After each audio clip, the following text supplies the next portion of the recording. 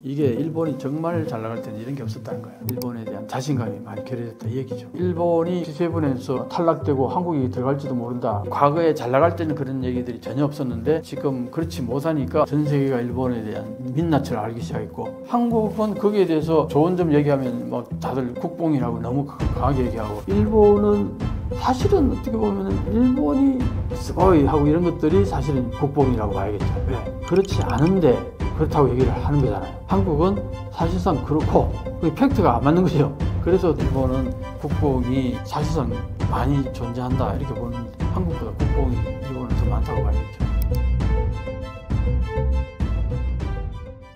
일본에서 혐한을 조장하는 세력은 뭐고 왜 그러는 걸까요?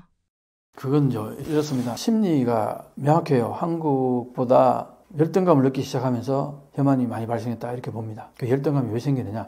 일본의 특히 중장년층의 입장에서는 자기들이 한창 활동하고 돈을 벌고 그럴 때 일본은 전 세계에서 저편에서 넘버원 소리 들으면서 생활했단 말이에요. 그때 한국은 있는지 없는지 모르고 살았어요. 한국은 가난하고 지저분하고 거짓말 잘하고 그런 나라로 아예 그냥 상대도 안 하고 살았어요. 그랬는데 어느 날 보니까 일본이 뭔가 이상해지면서 자꾸 뭔가 축소대회가 나가는 것 같고 쇠퇴해 가는 것 같고 뭔가 불안불안한데 한국 보니까 겨울 연가 뭐 드라마가 들어오더니만 막 일본의 장노년층의 아주머니들이 열광하고 그러니까 중장년층의 남성들의 입장에서 볼 때는 한국 김치도 옛날에 되게 싫어했고 뭐 조센징 그러면서 싫어했잖아요. 여러 가지로. 그랬는데 그런 식이 남아있는데 아니 뭐 면사마 그러면서 막 깍깍 그러고 한국에 막 같이 가가지고 막 성지순례 하듯이 막 가가지고 하는 것도 영상이 나오고 그러니까 이 옆에 있는 애들 미친 거 아니야? 그런 수준이 된 거예요. 그러다 보니까 그게 이제 혐한으로 가게 된 거죠. 그래서 한쪽에서 한국에 대해서 좋다 그러고 막 이렇게 찬양하면 찬양하는 만큼의 엔티가 나온 거죠.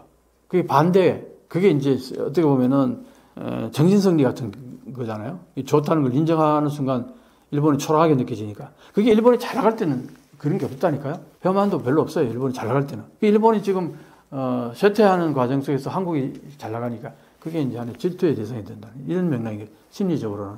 그러고 나서 이제 겨울연가가 그러고 나서 그 뒤로 겨울연가가 꽃을 피는 만큼 혐한이 꽃을 피웠었어요. 그러다가 이제 그것 때문에 한류가 어느 정도 사그러졌다가 워낙 이쪽에 엔티들이 많으니까 뭐 예를 들어서 방송국에 막 한국 드라마 같은 거 방영하면은 막 가가지고 방송국 앞에 가서 막 데모하면서 한국 드라마 못하게 막 그러고 했단 말이에요. 그러니까 좀 잠잠해졌다가 다시 또 한국의 콘텐츠들이 좋으니까 다시 또 들어가잖아. 그럼 이렇게 몇 차례 이게 굴곡이 있었단 말이에요. 이럴 때마다 올라갈 때마다 엔티는 같이 대칭적으로 늘어나는 거예요. 그게 이제 특히 한국의 드라마라든가 케이팝을 즐기는 사람들이 누굽니까? 대부분 10대 젊은 사람들이 많고 또 여성들이 많다고. 드라마는 이제 20대, 30대로 확장돼 나오고 그런 부분이 있지만 그러다가 지금은 이제 많이 확장이 돼가지고 한국의 드라마가 일본에서 뭐 워낙 이제 인기가 있다 보니까 이제 많은 사람들이 이제 공감을 하게 되죠. 그런데 여전히 장노년층의 남성들은 한국 드라마가 재밌어. 아예 그냥 근처 안 가려고 그러고 거부하려고 그러고 그런 것들이 이제 혐한으로 나타나는 거죠. 반대적인 현상이라 할까? 심리적으로 그런 맥락이 있는 거죠. 일본이 일본 국뽕을 유독 좋아하는 이유가 뭔가요?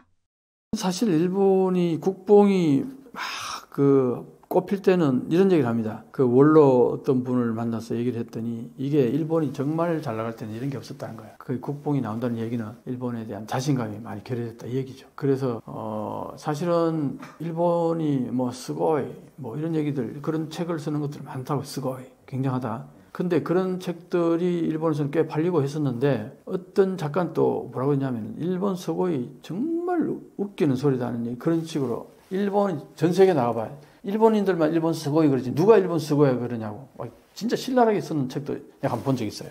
그런데 일본에 뭐 어제도 내가 그 영상을 하나 올렸습니다만 일본이 갈라파고스화 돼간다 얘기 많이 하잖아요. 갈라파고스화 돼간다는 얘기가 결국 일본이 과거에 잘 나갈 때는 뭐 전 세계 G7하고 잘 같이 이렇게 하다가 지금 보면 G7에서 모든 통계치가 제일 밑에 머물렀어요. G7에서 탈락되고 한국이 들어갈지도 모른다 뭐 그런 얘기도 나오고 그러다 보니까 일본 입장에서는 지금 여러 가지로 사실 심리적으로 많이 불안하다고 나는 봐요. 그러다 보니까 그 공허함을 달래기 위해서 여전히 그래도 일본은 대단해. 일본은 이런 것들은 전 세계에서 칭찬해. 뭐 그런 책들이 많이 나오고 방송도 그런 것들 진짜 많이 했거든요. 그게 일본이 가장 안 좋을 때 그런 방송들이 많이 나왔다는 거예요. 버블이 꺼지고 나서 맨날 침체, 일본이 뭐 디스플레이다 어쩌다 계속 사회에 그런 얘기들이 너무 많으니까 그런 얘기만 계속 전달할 수 없잖아요. 일본 좋은 점도 얘기하고 싶다. 그런 얘기의 흐름이 나올 수 있잖아요. 국민들에게 뭐 용기도 주고 일본이 아직은 괜찮다. 뭐 그런 얘기도 하고 싶고, 그러니까 이제 뭐 외국인들이 와가지고 일본에 뭐가 대단하다 그러고 그런 것들 굉장히 방송이 많이 한다 그러잖아요. 그런 거 보고 있으면 웃음이 나오죠. 그러게 그게 왜 나오냐 하니까 일본이 과거에 잘 나갈 때는 그런 얘기들이 전혀 없었는데 지금 그렇지 못하니까 오히려 일본이 대단한, 일본 스고이 하는 얘기들이 굉장히 많이 나온다. 근데 요즘은 뭐 그것조차도 많이 줄어드는 게 아니냐. 왜냐? 스고이 하지 않으니까, 객관적으로. 그 뭐 국뽕이라는 게 사실 뭐 한국은 이제 한국의 좋은 점, 한국의 발전된 모습들을 이렇게 얘기하면 또 한국이 지금 뭐 K-팝이라든가 K-드라마라든가 이거 뭐 K-푸드 뭐 K-뷰티 이거 전 세계적으로 유명하다, 뭐 굉장하다 이런 얘기 하면은 국뽕이라고 그러죠. 근데 그게 팩트란 말이에요. 한국은 그게 팩트예요. 과거에는 안 그랬는데 지금 K-푸드만 해도 몇 년 전만 해도 K-푸드가 이걸 전 세계로 확산시켜야 되는데 그런 얘기들이 계속 나왔는데 지금은 실제로 그게 확산되고 있잖아요. 난 놀라워요. 몇 년 사이에 확 바뀌는 것 같아요, 한국이. 이 전 세계가 한국을 발견하기 시작한 게 몇 년 안 됐어요. 10년도 안 됐다고 나는 봅니다. 최근 한 5년, 특히 코로나 겪으면서 코로나 대응을 한국이 잘했다고요. 그게 왜 그러냐? 한국은 카드를 쓰고 디지털화가 잘 됐다 보니까 환자가 이동한 그 노선을 어떤 식으로든 금방 캐치해내고 거기에 대해서 이 사람들 주변에 있는 사람들까지 다 해가지고 검사받게 하고 그 격리하고 이런 것들이 전 세계에 알려지면서 야, 한국이 시스템이 어떻게 저게 가능하냐? 일본은 아예 전혀 안 됐거든, 그게. 근데 그게 어떻게 됐냐 보니까 전부 디지털화 때문에 그렇게 된 거예요. 카드 쓰고 그 다음에 와이파이가 통하니까 그게 지나간 게 그게 다 잡힌단 말이에요. 아니면 저기 뭐 카메라에 CCTV에 다 잡히고. 가장 큰 게 카드를 많이 쓰니까 이 사람이 어디 가서 무슨 물건 사고 하는 게 다 그게 동선이 잡히는 거예요. 그래서 그 사람이 이 사람이 코로나 환자인데 지나갔다. 그럼 거기에 같이 있던 사람들, 카드 쓰는 사람들, 그 사람들 연락해가지고 검사 받으라. 이렇게 한국은 그걸 딱 격리할 수 있는 그런 시스템이 잘 되어 있었단 말이에요. 그런 걸 보면서 전 세계가 한국의 그 여러 가지 기술적으로 뛰어남, 디지털화된 세상 이런 것들을 인식하기 시작했는데 그게 완전히 반해가지고 일본은 전혀 그렇지 못했다고. 거기에서 이제 전 세계가 일본에 대한 민낯을 알기 시작했고 한국의 또 여러 가지로 발전된 모습을 알게 된 거죠. 그러다 보니까 한국은 거기에 대해서 좋은 점 얘기하면 막 다들 국뽕이라고 너무 강하게 얘기하고 일본은 사실은 어떻게 보면은 일본이 뭐 스고이 하고 이런 것들이 사실은 국뽕이라고 봐야겠죠. 왜? 그렇지 않은데 그렇다고 얘기를 하는 거잖아요. 한국은 사실상 그렇고 그게 팩트가 안 맞는 거죠. 그래서 어떤 면에서는 일본은 국뽕이 사실상 많이 존재한다 이렇게 보는데 한국보다 국뽕이 일본은 더 많다고 봐야겠죠. 일본에서 한류의 위상은 실제로 어느 정도인가요? 어느 정도냐면은 겨울연가가 처음에 방영됐을 때가 2002년, 3년 고임제라고 보는데 내가 그때 이제 일본에 있었단 말이에요. 유학이 이제 막 거의 끝나갈 무렵에 했는데 그때에 2002년쯤인가 그 시점에 데이비드 베컴이 나리타 공항으로 들어왔어요. 그때 베컴을 막 좋아한다는 팬들이 한 50명 정도 내가 볼 때 아주머니들 같았어요.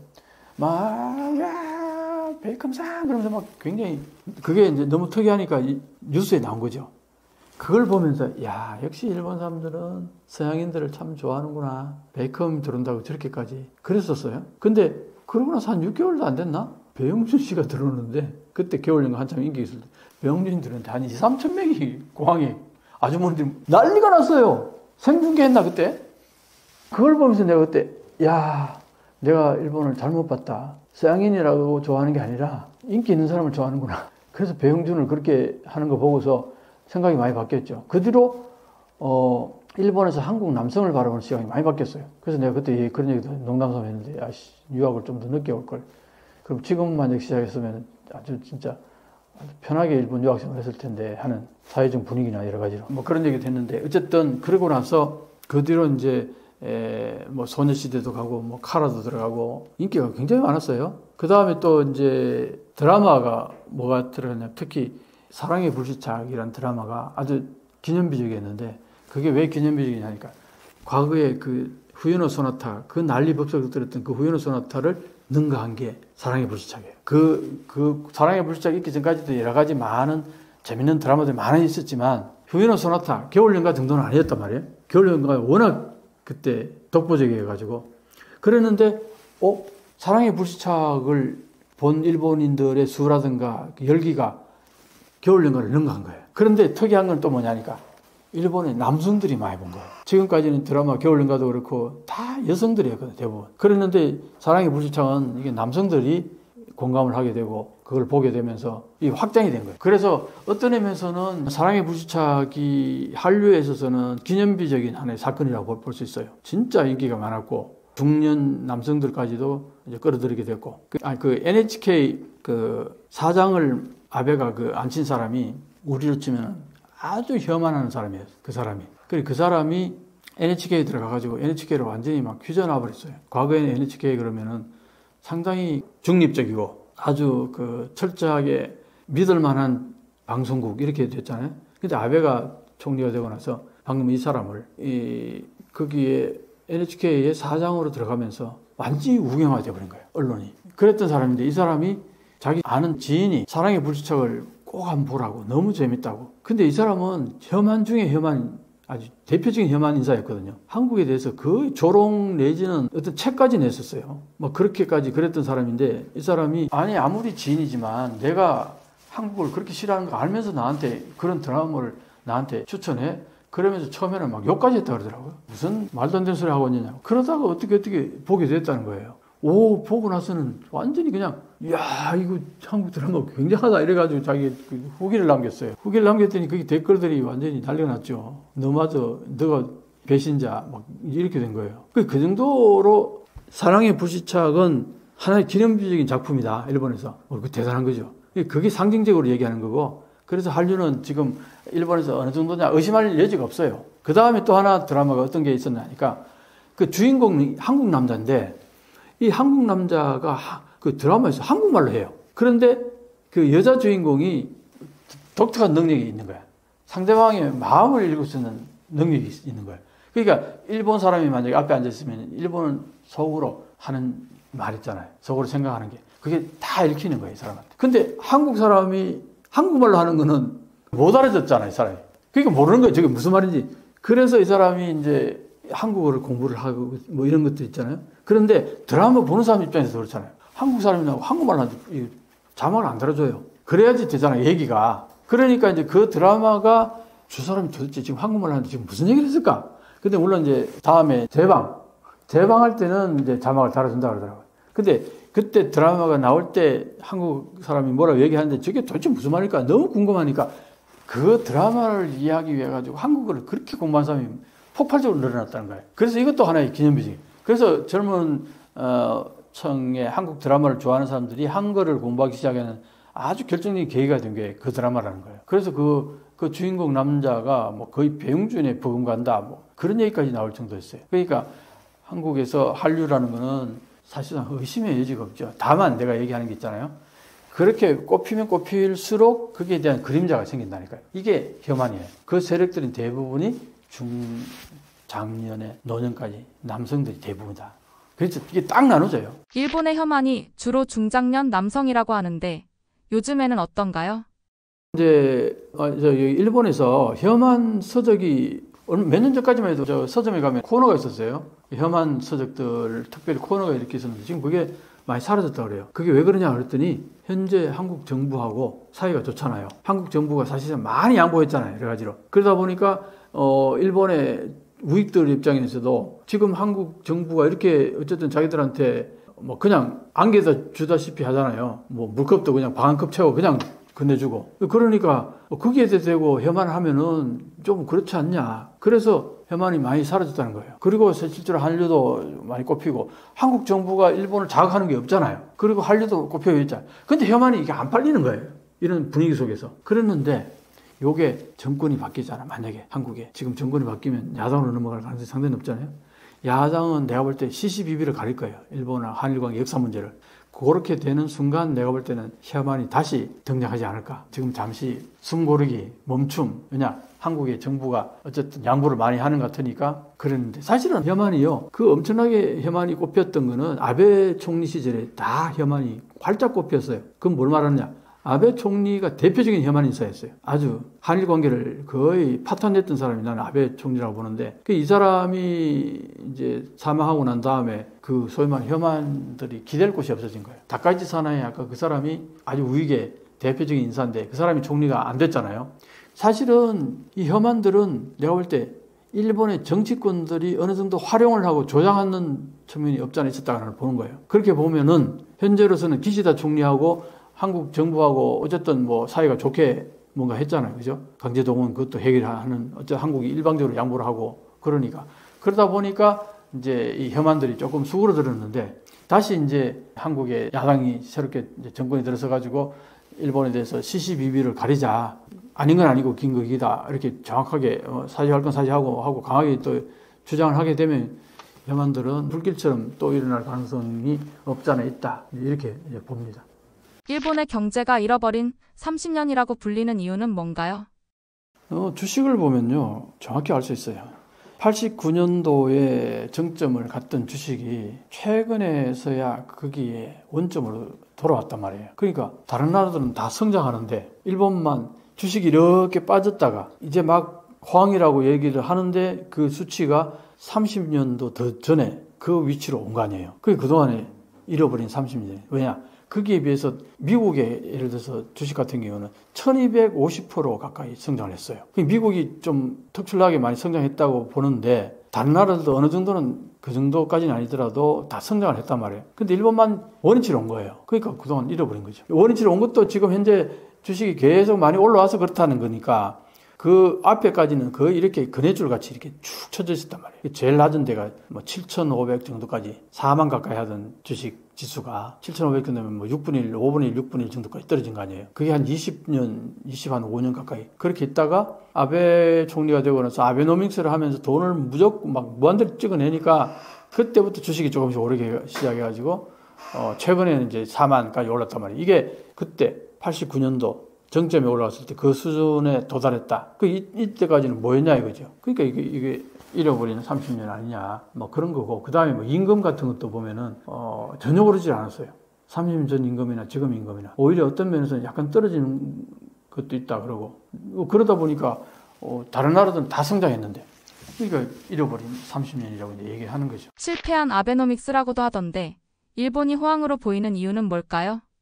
실패한 아베노믹스라는 게 뭐냐니까 아베 총리가 되고 나서 2차원 금융 완화, 차원이 다른 금융 완화 정책을 폈단 말이에요. 그게 뭐냐? 돈을 막 많이 찍어내고 또 하나는 그 적극적 재정이라 그래서 이제 정부가 돈을 많이 풀어가지고 공공사업 같은 거 한다든가 그렇게 해서 수요를 창출한다는 거죠. 그게 이제 적극 재정이잖아요. 이 두 가지가 아베 총리 시절에 굉장히 강조했던 겁니다. 물론 이제 구조개혁이라든가 이것도 하나의 화살이라고 그러죠. 세 개의 화살 중에 두 개의 화살, 2차원 금융 완화 정책하고 그 다음에 적극적 재정 정책 이 두 가지가 결국은 이걸 추진하다 보니까 세수가 많이 그쳐서 돈을 많이 푼 게 아니라 국채를 마구 찍어내면서 돈을 많이 풀었단 말이에요. 그 국채라는 건 뭡니까? 다 빚이잖아요. 그 빚은 누가 갚아야 되느냐? 후세대가 갚아야 되는 거예요. 그런데 그렇게 해서 돈을 마구 풀어놨는데 그렇게 풀었으면 풀 때 의도했던 대로 뭔가 결과가 나와야 될 거 아니에요. 그게 뭐였느냐? 물가가 2% 이상 올라가서 한 2년 정도 유지가 되는 거. 이게 목표였어요. 그걸 위해 가지고 돈을 마구 찍어냈단 말이죠. 시중에 마구 풀었어요. 그게 마구 풀었는데 물가는 안 올라가고 이 돈이 어디로 빠져나가는지 모르게 뭐 결국은 이제 조금씩 주식이 올라가고 뭐 부동산 가격이 조금씩 올라가고 이런 거였지 실질적으로 물가는 거의 안 올라갔단 말이에요. 그게 계속되다 보니까 그 2차원 금융 완화 정책을 10년 동안 해버린 거예요. 근데 사실은 아베노믹스에서 2차원 금융 완화 정책은 이거는 비상사태에 쓸 수 있는 하나의 대정요법이라고 보는 거예요. 지금 현재 체력이 너무 고갈됐으니까 지금 당장 체력을 회복하기 위해서 무슨 탄약을 끓여 먹인다거나 특별한 어떤 조치를 취한다거나 약을 투여한다거나 이게 이제 아베노믹스의 2차원 금융 완화 정책의 초기에 의도한 게 그거였어요. 그래서 한 2년 정도 지나면은 물가가 올라가겠지.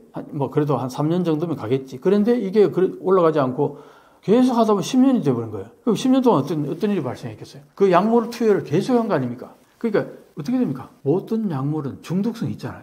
중독이 된 거예요, 내가 볼 때. 그러니까 이게 상당히 문제가 큰 거죠. 그래서 아베노믹스에서 지금 제일 문제가 되는 게 물가를 올리는 것은 가장 좋은 방법은 미국이 그렇잖아요. 경기가 활성화돼가지고 생산성이 높아져가지고 그래서 물가가 올라가야 돼요. 그렇게 되면 어떻게 됩니까? 기업이 돈을 많이 벌게 되니까 임금을 올려주잖아요. 임금을 올려주면 그게 수요가 창출이 돼요. 수요가 많이 늘어나니까 그게 다시 또 물가를 올리고 또 물가가 너무 올라가면 너무 경기 활성화되면 금리로 잡기도 하고 미국은 그러는데 일본은 그렇게 물가를 올리려고 돈을 많이 풀었는데도 불구하고 물가는 거의 안 올라가고 돈만 막 계속 풀려 나온 거였던 거예요. 그러니까 이게 이제 실패했다고 보는 거죠. 처음 목표였던 것에 도달을 하지 못했을 뿐만 아니라 부작용을 많이 산출했다. 그래서 이제 어떤 전설이 들려라는 사람은 일본의 엔저가 계속하는 이유는 아베 총리가 2차원 금융 완화 정책을 10년 넘게 하면서 너무나 많은 돈을 풀어놨기 때문에 이게 결정적으로 엔저를 유발하는 하나의 큰 요인이다. 이렇게 보는 거죠. 그렇다 보면은 경기는 썩 나아진 거 없는데 돈은 너무 많이 풀렸고 그걸 이제 다 국채로 찍어내가지고 그 빚은 엄청나게 커져 있고 엔저는 가고 있고 뭐 여러 가지 이러니까 이제 실패한 아베노믹스라고 이제 얘기를 하는 거죠. 그게요. 엔저가 되면은 좋은 쪽이 있고 나쁜 쪽이 있어요. 엔저를 간절히 소망하는 부류가 있고 엔저를 아주 싫어하는 부류가 있어요. 정확히 나눠지는데 수출을 하는 대기업 입장에서는 엔저가 되면은 해외에서 돈을 벌어서 들어오잖아요. 그러면은 이게 엄청난 하나의 그 기업의 업적이 높아지게 되는 거죠. 예를 들어서 보통 엔저가 되면은 일본 국내에서 생산했던 제품이 수출이 많이 된다고 그래요. 그게 보통 과거에 그랬어요. 그런데 엔저가 됐는데 수출이 늘어나지 않는다. 왜 그러냐 했더니 수출할 만한 기업들은 이미 다 해외에 다 나가 있다. 해외에 공장을 다 세워놨다는 거죠. 그러다 보니까 그러면 뭐 어떤 일이 발생하냐니까 해외에 직접 투자했던 거기 회사에서 돈을 벌잖아요. 지금까지 제품을 팔아서 돈을 벌었던 달러에서 크게 변화가 없지만 지금까지는 1달러를 벌었으면은 105엔 번 거 되잖아요. 105엔에 110엔 번 거 되는데 최근 몇 년 사이에 엔저가 되면서 1달러당 160엔이 되니까 해외에서 1달러를 벌었는데 그걸 돈을 들고 국내에 들어오면은 얼마로 칩니까? 160엔 치는 거예요. 그러니까 일본의 엔화로 따지면은 105엔에서 160엔으로 늘어난 거잖아요. 이게 늘어나는 거예요, 이익이. 그런데 사실 물가는 전부 다 똑같은 말 크게 오르지도 않고 크게 변화 없는 상태에서 160엔을 받게 되면은 돈을 번 거 되잖아요. 일본 국내에서는. 그래서 대기업 입장에서는 달러로 벌어서 그걸 국내에 가지고 들어와서 엔으로 환산하는 순간 이게 30% 40% 가까이 돈 번 게 되는 거예요. 그러니까 대기업 입장에서는 쌍수들고 환영이죠. 그래서 엔저가 되면 될수록 이제 그런 사람들은 계속 돈을 버는 거잖아요. 그런데 일반 서민들, 특히 연금 받는 사람들 어떻게 됩니까? 현금을 가지고 아니면 장롱 속에 넣어놨던 사람들, 은행이 저축해놨던 현금 가진 사람들, 투자를 하지 않고 이랬던 사람은 어떻게 됩니까? 자기 자산이 30-40% 그냥 푹 꺼진 거나 마찬가지 되는 거예요. 일반 국민들도 자기가 받는 임금 자체가 사실은 해외로 나간다. 그럴 때는 30% 40% 삭감된 거나 마찬가지란 말이에요. 자기 자산이. 그러니까 이게 빈부격차가 이제 생기는 거죠. 엔저로 인해서 돈을 버는 세력은 계속 돈을 버는 거고, 엔저로 인해서 자기 자산이 축소되는 사람들은 이 사람들은 엔저가 되게 싫은 거고, 그래서 이제 이게 엔저가 됐을 경우에 그 양분화되는 거예요, 이게. 후발 주자인 한국이 일본의 반도체를 앞선 이유는 뭘까요? 반도체는요. 반도체가 한꺼번에 훅 갖는 이유가 뭐냐니까 지금 현재 일본이 어려운 게 아날로그 사회에서 디지털로 넘어가는 그 흐름을 잘 못 탔다는 얘기 많이 하잖아요. 똑같은 맥락이에요. 반도체가 전 세계에 어떤 흐름이 있었는데 그걸 못 따라간 거예요. 가장 대표적인 게 뭐냐니까 일본은 전기 전자산업 이쪽으로 굉장히 발달됐었다 그 당시에. 그 다음에 NTT라든가 통신 쪽도 발달했고 거기에 들어가는 반도체들이 굉장히 고퀄리티를 요구했었어요. 일본의 기업들이. 그러다 보니까 일본 반도체 제조하는 공장들은 고퀄리티의 반도체를 만드는 데 집중했어요. 자, 이러고 있는데 어떤 일이 발생했냐. 90년대 초 중반 정도부터 PC가 보급되기 시작한 거예요. 퍼스널 컴퓨터, 우리 이제 노트북이. 근데 이 노트북에 들어가는 반도체는 그렇게 고퀄리티가 아니어도 괜찮은 거예요. 일본에서 만들었던 반도체들은 대형 컴퓨터라든가 아주 오랫동안 고장나지 않는 그런 제품을 요구하는 그런 수요에 충족시키기 위해서 고퀄리티 반도체를 계속 만들었던 거죠. 근데 고퀄리티 반도체를 만들다 보면은 재료가 많이 들어갈 거 아니에요. 재료도 많이 들어가고 거기에 투자가 많이 들 거란 말이에요. 생산 단가가 높아지는 거죠. 자, 그런데 그게 메인 스트림일 때는 괜찮았는데 일본 여기는 되게 특화되어 있어서 좋았는데 전 세계가 인터넷하고 이제 노트북 시대로 바뀌면서 확 바뀐 게 반도체, PC에 들어가는 반도체가 전 세계적으로 엄청난 양이 필요했던 거예요. 메모리도 그렇고. 거기에 이제 삼성이 아주 싼 가격으로 저퀄리티 반도체를 만들어내기 시작한 거죠. 일본은 고퀄리티 반도체를 잘 만드는데 문제는 코스트가 많이 걸린다는 거죠. 근데 PC는 인터넷하고 연결되는 PC는 전 세계적으로 폭발적으로 늘어나는데 그때 들어가는 반도체가 2, 3년 정도 쓰고 버려도 되는 이 정도의 반도체 퀄리티, 이걸 요구하는 거예요. 삼성이 그걸 이제 대량으로 만들어낼 수 있었던 거죠. 그러다 보니까 가격이 일본이 만드는 반도체하고 가격 차가 너무 많이 나는 거죠. 여기에서 훅 간 겁니다. 세계적인 흐름이 바뀌면서. 그럼 일본은 시장이 원하는 그 반도체를 만들면 될 거 아니에요.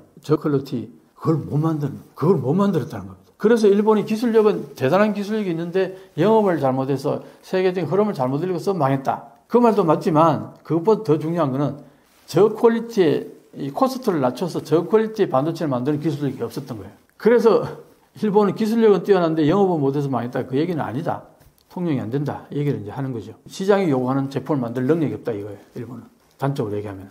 그래서 반도체가 이제 훅 간 것도 있고 또 하나는 일본의 전기 종합 상사가 많았잖아요. 도시바, 소니, 뭐 패나소닉, 산요, 뭐 이런 많은 그 회사들이 각 회사의 한 부분으로서 반도체 만드는 부서가 있었던 거예요. 그러니까 이게 자기들 제품, 자기들 쓰는 전자 제품이라든가 일본의 뭐 통신사에서 요구하는 그런 반도체를 만드는 데는 이걸로 충분히 가능했는데 전 세계가 요구하는 대량의 어떤 큰 흐름을 따라가는 데 있어서는 조그마한 부서 가지고는 감당이 안 됐던 거예요. 왜냐?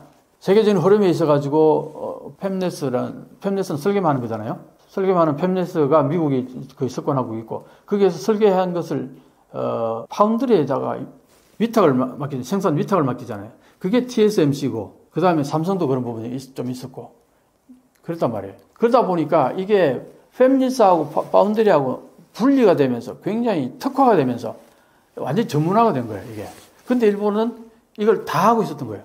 그것도 전기종합상사의 한 부서에 반도체 만드는 부서가 이걸 다 한 거예요. 그러니까 이게 규모의 경제에서 경쟁이 안 된 거죠. TSMC 같은 경우에는 반도체 만드는 파운드리로서 반도체 만드는 거기에만 특화해가지고 그 기술을 특화시켰고 미국은 이제 설계하는 데만 특화되고 근데 일본은 설계도 하고 반도체 만드는 파운드리까지도 가지고 있고 이러니까 이게 경쟁력이 훅 간 거예요. 그래서 이 두 가지 요인이 가장 컸다고 봅니다. 소위 말하는 구멍가게가 된 거죠. 여러 개 기업체들, 전자종합상사들이 각 회사 내에 부서가 하나씩 있었다. 근데 이게 왜 안 되냐 하니까 문제는 반도체 공장을 짓고 뭘 할 때 어마어마한 자본이 들어가잖아요. 근데 그 전기종합상사 산요 같은 데서 만약에 도시바라든가 이런 데서 만약에 그 반도체 전 세계 흐름을 따라가려면은 몇 조 엔을 투자를 해야 되는데 그게 어림도 없는 거예요. 다른 부서에 또 투자를 해야 되는데 반도체만 있는 게 아니잖아요. 그러니까 이게 반도체가 돈 먹는 하마 이렇게 인식한 거예요. 그래가지고 결국은 이거 안 되겠다 해서 결국은 잘라버리는 거예요. 반도체. 그런 일들이 벌어진 거예요. 그러니까 어떤 시대의 흐름에 잘 타지 못해가지고 한꺼번에 훅 갔거든요. 그래서 90년대 중후반대 가서 완전히 훅 가버린 거예요. 물론 이제 미국이 미일 반도체 협정을 맺어가지고 86년도하고 91년도 1, 2차 반도체 협정 맺어가지고 일본 반도체에 관세도 매기고 여러 가지로 일본을 어떻게 이렇게 보면 컨트롤하려고 그랬어요. 그런 부분들도 일본한테 큰 영향을 미쳤는데 그렇게 해서 이제 일본이 상당히 안 좋다 보니까 어떤 일이 발생했느냐. 정부가 나섰죠. 이번에 일본의 래피드스도 보면 정부가 나서서 지금 추진하고 있잖아요. 그런 거 보면은 이제 일본이 반도체가 일본 기업들이 제대로 못하니까 정부가 나서가지고 히노마루 반도체를 추진하려고 그랬죠. 그래서 일본 정부가 보조도 많이 하면서 추진을 여러 번 했는데 이런 겁니다. 어떤 컨소시엄을 형성해가지고 거기에서 정부가 어느 정도 돈을 투자를 해주고 여기에서 이제 각 그 기업들마다 뭐 소니, 도시바, 패나소닉 이런 데서 이제 NTT 이런 데서 기술자를 여기 파견해가지고 같이 공동으로 연구해가지고 그걸 제품을 만들도록 정부가 그걸 서포트해 줬어요. 근데 이걸 정부가 그렇게 돈을 많이 투자해서 해줬음에도 불구하고 각 회사들이 서로 경쟁이잖아요. 서로 경쟁이다 보니까 1급 기사들을 여기다 파견을 안 해요. 2류, 3류 기사들 파견하는 거예요. 자기 기술은 절대 여기에서 시연을 안 하고. 그러다 보면 이게 뭐야? 이게 모여가지고 뭐 별로 하는 게 별로 없는 거예요. 정부 지원만 받고. 그래서 정부 지원금으로 여기서 기기를 살 거 아니에요. 반도체 관련된 기기들을. 그거 이제 해체할 때 그 기기들 나눠 갖는 거. 거기에 오히려 눈독이 들어가 있었다는 거. 그러니까 정부가 추진했던 반도체 여러 가지 컨소시엄이라든가 프로젝트 같은 것들이 다 실패했어요. 그렇게 해서 일본 반도체가 확 갔잖아요. 그러다가 몇십 년 지나서 이제 지금 일본이 반도체에 엄청나게 지금 뭐 투자를 하고 있죠. 대표적인 게 라피더스 아닙니까? 이게 라피더스는 일본이 전 세계가 많은 국가들이 다 파운드리를 다 만들어가지고 반도체를 생산하려고 그런다. 왜? 팬데믹 때 반도체 구입 자체가 너무 어려웠던 거예요. 전 세계적으로 경쟁적으로 서로 반도체를 뺏어가려고 그러다 보니까. 그러니까 내 땅에 공장이 있어야지 반도체를 확보하기 쉽겠다 해가지고 미국도 엄청나게 공장 짓잖아요. 반도체 공장. 유럽도 엄청나게 지어요. 중국도 말할 것도 없고. 그러니까 삼성도 그렇죠. 한국에 SK 하이닉스도 그렇고. 한국도 반도체 공장을 계속 확장해 나가고 있는데 일본만 없잖아요. 그러니까 안 되겠다 해가지고 라피더스를 이제 하나 추진하게 된 거죠. 이것도 거의 정부가 앞장서서 한 겁니다. 그랬는데 그 일본의 대기업들이 7개 대기업과 큰 은행, 3은행 중에 한 은행이 여기에 같이 이제 출발을 했는데 근데 투자를 말이죠. 사실은 기업들이 투자를 해야 되는 거 아니에요. 근데 여기 라피더스에서 2나노를 만들겠다 그러는데 그 2나노를 만들려면은 최소한 5조 엔 정도의 투자가 있어야 되는데 그 투자금을 누가 내느냐. 결국은 아까 말했던 그 7개 대기업들하고 은행에서 투자를 해야 되는데 이 대기업들이 10억 엔씩만 냈어요. 70억 하고 은행에서 3억 내고 73억밖에 안 냈어요. 지금까지. 그게 2021년부터 시작됐는데 지금 몇 년이 지났는데도 아직 투자금이 안 나오는 거예요. 그러니까 어떡합니까? 당장 공장을 지어야겠고 실행에 옮겨가야 될 타임 트랙이 있는데 그러다 보니까 어쩔 수 없이 정부가 돈을 거의 1조엔 가까이 냈어요. 사실은 정부가 돈을 그렇게 내서 되나 하는 생각이 드는데 그렇게 정도 내면은 이제 거기에 처음에 같이 하려고 했던 대기업들 7개 대기업들이 최소한 몇천억씩 투자해야 될 거 아니에요? 지금까지 10억엔 내고 아예 투자를 안 하고 있어요. 트럼프 당선 후 일본 경제는 더 어려워질까요? 자, 이제 트럼프가 당선된 다음에 이제 한국이나 일본에는 전 세계가 바짝 긴장을 하죠. 이제 여기서 어떤 이제 일본 같은 경우는 뭐가 가장 밀접하게 이제 관련이 있을까 하면은 이게 엔저 문제, 환율 문제예요. 근데 트럼프 대통령은 유세 중에 어떤 얘기를 했냐면은 자기는 엔저 용인 못한다 이렇게 된 거예요. 약한 엔 용인 못한다. 그래서 과거에 어떤 일이 있었습니까? 엔저가 되면은 일본의 제품들이 쏟아져 들어가요. 미국으로. 가격 경쟁이 있으니까 달러가 강세가 되면은 제품의 경쟁력이 일본의 제품의 경쟁력이 더 높아질 거 아니에요. 그러니까 그거 나는 용납 못한다 이렇게 얘기했어요. 그렇게 해서 이제 그것만 얘기 들으면 엔고로 갈 것 같죠. 근데 트럼프 대통령이 당선됐음에도 불구하고 엔고로 가지 않고 오히려 엔저로 가더라고요. 그 왜 그러냐 했더니 트럼프가 법인세를 낮춰준다 그러죠. 법인세 낮춰주면 어떻게 됩니까? 돈이 시중에 좀 많이 더 풀릴 거 아니에요. 세금 덜 내니까. 그러면 이제 시중에 돈이 많이 풀립니다. 그 다음에 또 전 세계 모든 국가들이 관세를 10%에서 20% 매긴다 그러죠. 그렇게 되면은 대부분의 학자들이 그래. 대부분의 학자들이. 그렇게 되면은 미국의 소비재 물가가 올라갈 거다. 왜? 값싼 수입품을 관세를 매겨버리니까. 이걸 수입을 안 하거나 안 하게 되면 미국에서 생산하는 제품을 써야 될 거 아니에요. 그러면 왜 그동안 수입해갔어요? 가격 경쟁력이 있으니까 수입해 왔을 거 아니에요. 싸니까. 근데 이걸 못하게 하면 어떻게 돼요? 아무래도 가격이 더 높겠죠. 그럼 어떻게 돼요? 물가가 올라갈 가능성이 많잖아요. 그러니까 물가가 올라갈 가능성이 많다. 그 다음에 이민자들을 지금 차단한다 그러잖아요. 그리고 불법 이민자들 전부 추방한다 그러고. 그럼 어떻게 될 것 같아요? 노동력이 적어지면서 노동 단가가 올라갈 거예요. 그럼 코스트가 올라가겠죠. 또 제품 만드는 데 있어서. 그리고 여러 가지로 해서 볼 때에 물가가 올라갈 가능성이 상당히 높다.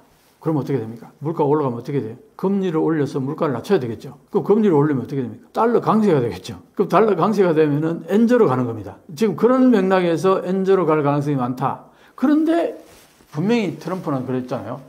엔저 용인 못하겠다 그렇게 얘기했잖아요. 이게 지금 그래서 트럼프가 하고자 하는 그 관세라든가 이런 것들 중국에게 60% 관세를 매기고 전 세계 10에서 20% 관세를 매긴다 그러면은 물가가 올라가지 않을까? 다들 그렇게 보는 건데 그렇지 않다고 보는 사람도 있더라고요. 그거는 이제 지켜보면 알겠죠. 대체로 다들 물가가 올라갈 가능성이 많다. 물가가 올라가게 되면은 지금 현재 금리를 4.75인가 뭐 거기에서 이제 이번 연말쯤에 0.25나 뭐 또 내린다 이랬는데 금리 내리는 게 주제가 된다 이런 얘기잖아요. 또 올라갈 가능성이, 물가가 올라갈 가능성이 많다 이거 아닙니까?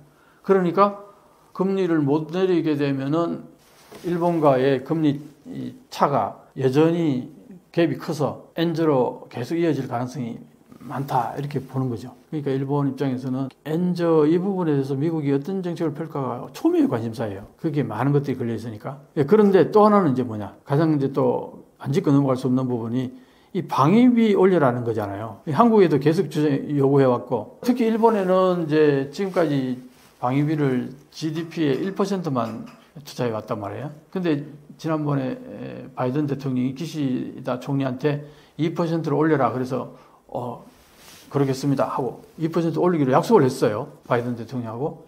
그런데 그게 2027년까지인가 45조 엔 정도를 올린다고 그랬어요. 근데 그 돈을 지금 어디서 끌어오느냐? 이게 전혀 지금까지 정해진 게 없어요. 결국은 세금 소비세 올릴 수밖에 없지 않느냐? 소비세 올리면 난리 나는 거죠. 못 올립니다. 소비세. 지금 이런 상황에서. 그러니까 그 돈을 어디서 방위비를 충당할 거냐? 이 문제가 아직 해결 안 된 상태에서 트럼프는 2% 가지고 안 돼. 3%를 올려. 그럴 가능성이 상당히 농후하다는 거예요. 왜냐? 한국이 지금 2.7% 가까이 돼요. 한국은 2.7% 지금까지 계속 투자해 왔는데 일본은 뭐해? 이렇게 얘기할 수도 있다는 거죠. 그 다음에 나토도 지금 2% 방위비 올려라고 계속 1기 때 그렇게 강하게 밀어붙였는데 잘 안 들었단 말이에요. 그렇게 하겠다 해놓고는 실행에 안 옮긴 게 많단 말이에요. 유럽. 근데 이번에 2기 때는 강하게 밀어붙일 거예요. 그러면 유럽도 방위비를 2% 이상으로 다 올려야 될 거고, 그럼 일본도 2%에서 머무르는 게 아니라 3%까지 올리라 그럴 수도 있단 말이죠. 그렇게 되면 이제 일본이 엄청난 압박이 되는 거죠. 일본이 아직도 동전과 종이 지폐를 고수하는 이유는 뭔가요? 전 세계 많은 사람들이 지금 현재 일본에 쏟아져 들어가서 관광을 하러 가는데 가서 보니까 현금을 가지고 있어야 된다. 엄청 불편하게 느끼죠. 뭐야? 한국도 여행 가서 보니까 전부 다 카드를 쓰던데 일본은 당연히 한국보다 더 발달된 기술을 갖고 있는 나라로 인식하니까 당연히 카드 쓰고 현금 안 쓰겠지 하고 여행 갔던 사람들이 많이 당황을 하죠. 그런 얘기들이 꽤 많이 올라옵니다. 지금은 이제 많이 알려져 가지고 일본이 워낙 현금으로 많이들 사용한다. 이게 이제 다 알려졌죠. 많이 다 알려졌죠, 이제. 그런데 왜 그럼 일본은 그러냐? 물론 일본도 이제 해외 여행객들이 몰려오다 보니까 현금을 요구하는 데는 안 들어가는 사람들이 있어요. 여행객들이. 좀 더 큰 데 가면 어쨌든 카드를 쓰니까. 카드가 편하니까 카드 쓰는 데로 가서 소비 활동할 거 아니에요. 그럼 일본 입장에서는 외국 관광객들이 저렇게 몰려왔는데 내가 카드 준비가 안 돼 있어가지고 손님 다 놓치면 안 되지. 이런 부분도 있을 거 아니에요. 그러다 보니까 이제 조금씩 그 카드 사용하는 비율이 높아지고는 있어요, 분명히. 그런데도 일본에서는 현금을 여전히 많이 쓰는 이유가 그게요, 개인의 어떤 성향도 물론 있지만 시스템적인 요인도 많아요. 예를 들어 은행들이 있잖아요. 은행들이 ATM기를 많이 쓰잖아요. ATM기를 우리 편의점 같은 데 다 설치해 놨어요. 거기에서 돈을 많이 벌어요. 그러니까 그런 것들을 철수를 못 하는 거예요, 은행이.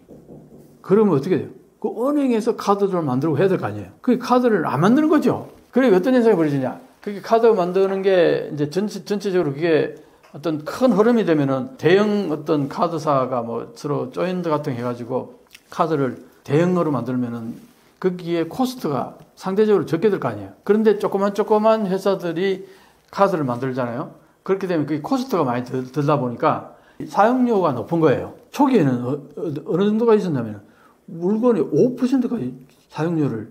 그러면 누가 그걸 쓰겠어요? 안 그래요? 100원짜리 물건을 샀는데 카드 수수료가 5원이 나가더라 이거예요. 그럼 말이 안 되잖아요. 우리는 얼마 들어갈까요? 0점 몇 원 정도 들어갈까? 뭐 1원도 채 안 들어갈걸요? 그런데 일본에는 초기에 이 카드 회사가 완전히 활성화 안 되는 상태에서 소규모의 기업들이 그 카드를 만들어서 활용하다 보니까 수수료가 높았던 거예요. 그러니까 그걸 활용을 잘 안 했던 거고. 왜 이런 현상이 벌어지냐니까 아까 얘기했잖아요. 대형 은행 같은 경우에는 현금 인출기 이걸 넣고 그걸로 인해서 돈을 버는 게 많다 보니까 안 그래요? 일본이 보고 은행에서 지금 금리가 거의 제로 금리 아닙니까? 그럼 은행이 어디서 돈을 벌까요? 그러니까 그게 현금 인출기 이런 데서 돈을 많이 버는 거예요. 그러니까 그걸 폐지를 안 하는 거죠. 그 폐지를 안 하게 하기 위해서는 카드를 적극적으로 활용을 안 하는 거예요, 은행에서. 그런 부분도 분명히 있다고 봅니다. 그 다음에 또 뭐 일본인들 입장에서는 이제 지진 같은 거 나게 되면은, 지진이 잦으니까 지진 같은 거 나게 되면은 현금 인출기 같은 것들이 고장날 가능성이 많잖아요. 그럼 그게 이제 불편하다 이런 거죠. 아니 저기 카드 같은 게 이런 게 사용 안 되면은, 그래서 현금을 좋아한다. 현금은 뭐 그래서 현금을 장롱에다 넣어놓고 장롱 예금이라고 그러죠. 그 일본이 그렇게 현금을 중시하는 부분이 있고, 또 하나는 내가 볼 때 그런 것도 있습니다. 가장 큰 하나의 요인이 지금 일본에 실명제가 안 돼 있잖아요. 금융 실명제가 안 돼 있죠. 그러다 보니까 금융 실명제가 안 되는 상태에서 기업을 하는 사람들이 아니면 식당을 하는 사람들이 현금을 거래하게 되면 어떨까요? 그게 탈세할 수 있는 가능성이 농후하죠. 우리도 그런 게 꽤 많았었잖아요. 옛날에. 카드 쓰지 않고 현금으로 주면은 뭐 1,000원 할인해 준다든가 2,000원 할인해 준다든가 이런 게 있잖아요. 그거 왜 그러겠어요? 그 업장의 입장에서는 매출 속여가지고 세금을 덜 내려고 하는 거 아니에요. 그 누진세 같은 것도 보면은 세금이 어느 정도 올라가면 그게 세금이 팍 떨어지니까 매출을 적게 하려고 하는, 그런 게 현금으로 받으면 그런 게 기록이 안 되잖아요. 근데 카드로 쓰게 되면은 바로 전부 다 기록에 남잖아요. 그러니까 일본 입장에서는 내가 볼 때 일본이 그렇게 좀비 기업이 많다는 이유가 그게 현금 거래를 하면서 이중장부라든가 아니면 그게 기재를 안 한다든가 탈세를 할 여지가 충분히 있기 때문에 그러기 위해서 카드를 잘 안 쓴다고 보는 거예요. 그 금융실명제 이 문제도 상당히 밀접하게 관계가 있다고 봅니다. 일본이 현금을 많이 쓰는 이유가 이건 세금하고 탈세 이 문제하고 굉장히 밀접하게 관련이 있다고 보는 거니까 일본 정부 입장에서는 카드를 계속 그렇게 장려하는 이유가 결국은 그게 세금을 깨끗하게 징수할 수 있는 가장 좋은 수단이 이게 카드 사용이거든요. 정부 입장에서는 그걸 계속 권장을 하는데 일본 국민들 입장에서는 굳이 그렇게 안 하고 현금을 쓰면서 그런 모든 어떤 그런 부담으로부터 빠져나가려고 그러는 그런 측면에서 나는 현금을 많이 쓰지 않나. 사업장들은 주로 그렇다고 나는 봐요. 그거 들고 다니면 호주머니가 무거워요. 그건 또 줄 때 이거 다 세어서 주잖아요. 얼마나 불편합니까? 일단은 아날로그 쪽으로 굉장히 지금 집착하다시피 하고 있잖아요. 네. 서명이나 국가기관이나 네. 그런 것도 어떻게 보면 보수적인 일본의 입장을 좀 반영하는 거라고. 뭐 그런 거죠. 근데 이제 단적으로 예를 들면 이런 겁니다. 그 국회의원이요. 일본에서는 우리로 치면 장관이 다 국회의원들이 하잖아요. 내각제에서는 그런 거란 말이에요. 국회의원 중에 그 소위 말해 정보 관련되는 인터넷 관련되는 그쪽 관련 업무를 담당하는 장관이 USB가 뭔지도 모르는 그런 일도 있었고, 또 하나는 그 장관이 도장협회 회장인 거예요. 이게 인터넷으로 가려면 도장을 없애야 된다. 그렇게 방향을 가야 되는데 이 사람이 그 업무를 추진하는 장관이 도장협회 회장인 거예요. 이게 말이 돼요? 이런 일들이 허다하게 있다는 거예요, 일본에서는. 이게 이권단체하고 자민당 정권하고 이게 얽혀 있어가지고 개혁이 안 되는 거예요. 현상 유지밖에 안 되는 거예요. 그래서 내가 계속 얘기하는 게 일본이 자민당 일당 독재라는 얘기가 독재를 막 정말 중국의 공산당 같이 그렇게 막 어거지로 해서 독재가 아니라 이권들하고 한번 이권을 맺어지면은 계속 이어지잖아요. 콘크리트 철밥이 되는 거예요, 이게. 그러니까 바로 방금 도장협회 회장 같은 경우 도장을 못 없애게 만들어요. 그러면서 그 사람이 인터넷 관련되는 그 부서에 장관을 하고 앉아있는 이런 모순들이 일본에는 비일비재했던 거예요, 지금까지. 그러니까 이게 계획이 되냐고요. 그게 자민당이 일당 독재 오래 하니까 그런 거예요. 그게 여당 야당으로 왔다 갔다 정권이 바뀌면은 기존에 있었던 그 정권하고 맺어졌던 이권들이 전부 끊어질 거 아니에요. 새롭게 형성되고. 그런데 그게 아니라 일본은 자민당이 60, 70년대 계속 해오다 보니까 그게 이권들이 막 그 거미줄 같이 얽혀가지고 그게 콘크리트 바닥이 된 거예요. 변화가 없는 거예요. 뭘 하나 계획하려고 그러면 거기서 들고 일어나가지고 안 된다고 그러는. 그게 다 표잖아요. 그리고 그동안 돈을 많이 매겼거든요. 호텔 파티권 같은 거 그거 사는 게 다 그런 기회예요. 그 이권단체들이 그런 파티권을 사주면서 나중에는 뭔가 계획하려고 그러면 배째라 못하게 바지가랑이 잡고 늘어지는 게 바로 그런 거예요. 이 대표적인 게 이게 아날로그에서 디지털로 넘어가려면은 그 아날로그 과정에서 그 기계들을 생산해내던 사업들은 다 망하는 거잖아요. 대표적인 얘기를 하나 할까요? 일본에서 우리 지금 KTX 출입구 있습니까? 티켓을 뭐 이렇게 이런 거 없죠. 우리는 인터넷에서 핸드폰에서 코레일 딱 들어가지고 티켓 딱 하면은 그걸로 가지고 그냥 가서 내 자리에 앉으면 끝나잖아요. 우리는 그래서 지금 그 들어갈 때 개찰구도 없어요. 그렇게 인터넷하고 이제 한마디로 말해 디지털화된 한국에서는 모든 게 그런 식으로 이제 가니까 너무나 깔끔하잖아요. 근데 일본에서는 여전히 표를 사야 돼요. 그 종이표. 신칸센에서 타게 되면요. 종이, 이만한 두꺼운 종이, 티켓이 한 3장 정도 됩니다. 그걸 가지고 이제 타러 가면은 그 개찰구에 넣어요. 그 개찰기기가 하나당 우리 돈으로 1억 정도씩 한답니다. 그 기기가.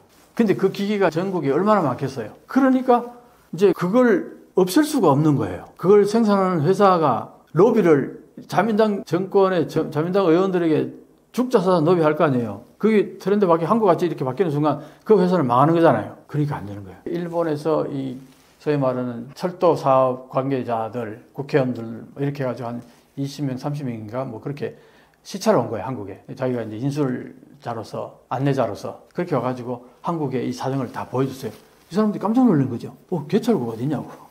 그리고 차 내에서도 그 승무원이 감시 다 이게 찍거든요. 티켓 내려가지고 찰칵찰칵. 그게 일본은 전체가 다 아직도 그대로 하고 있어요. 근데 한국에서는 이게 없잖아요. 내가 자리에 앉아있는데 아무도 와서 확인도 안 하더라 이거야. 이게 뭐냐 다들 그러죠. 근데 우리는 티켓을 딱 해가지고 딱 끊어가서 내 자리에 딱 앉으면은 이미 이 사람들은 코리아에서는 다 확인이 되잖아요. 이 자리는 표가 팔렸다 안 팔렸다. 안 팔린 자리만 확인하면 되는 거예요. 그게 누가 앉아있으면은 표를 샀느냐 그것만 확인하면 되거든요. 그러니까 이미 코레일의 인터넷상으로 표가 다 팔린 한 칸 전체가 표가 다 팔리면 볼 것도 없어. 그냥 지나가 버려요. 그게 이제 한국이 그렇게 진행되니까 얼마나 에너지 소비가 줄어들겠냐고요. 그 지금 일본의 그 티켓 만드는 종이 그 생산하는 업체도 있을 거고 거기에 인쇄하는 업체도 있을 거고 모든 이권이 다 그 연결되어 있는 거예요. 이걸 그렇게 와서 시찰하고 나서 그런 얘기 하더라고. 일본에 가서 얘기하지 마라. 자기들만 보고 자기들만 알고 이걸 어디 가서 크게 오픈하지 말라고. 그럼 자기들 다 망한다고. 그런 맥락으로 얘기했다는 거 아닙니까? 그러니까 계획이 되겠냐고요. 일본이 이게 대표적인 얘기입니다. 이런 것들이 전 사안에 다 그런 식으로 얽히고 들켜 있어가지고 이 계획이 정말 힘든 거예요. 그래서 내가 얘기하는 게 정권이 바뀌면 그게 가능해요. 야당으로 확 바뀌어가지고 야당이 지금까지 자민당하고 그 이권 맺었던 모든 그 이권들을 전부 다 해소시켜버리고 새롭게 출발하면 가능하죠. 그런데 야당으로 정권이 넘어가지 않으니까 계속 그대로 이어가는 거예요. 그게 일본은 변화가 없는 거죠. 근데 이번에 이제 자민당이 저렇게 망했으니까 앞으로 정치가 어떤 식으로 유동적이고 변화가 있으면은 일본도 새로운 변화가 생길 수도 있겠다. 그래서 나는 상당히 일본의 이번 자민당 참패가 일본 정치에 있어서는 하나의 새로운 희망일 수도 있겠다. 나는 그렇게 얘기를 했는데 앞으로 지켜봐야겠죠. 그게 잘 안 될 경우에는 리더십만 흔들리고 혼란만 가중하고 그렇게 되면 일본이 분석가가 이렇게 했대. 2류 국가로 떨어지는 가능성이 높다. 지금 이대로 정치가 혼란해지면 지금까지 자민당이 어느 정도 계속 잡아왔기 때문에 어느 정도 안정성은 있었어요. 변화가 없는 거지. 안정적이었는데 지금은 그것조차도 안 되는 거예요. 안정성도 없고 리더십도 제대로 발휘 못하고 그러면 일본은 혼란 상태가 계속 오래 갈 가능성이 많다. 그렇게 또 보는 것도 있으니까 이제 일본의 이권 문제가 어떤 식으로 좀 풀릴지 상당히 흥미진진하게 한번 지켜볼 만할 것 같아요. 일본의 장인 정신이 일본의 발전을 방해하는 큰 요소 중 하나라는데 사실인가요?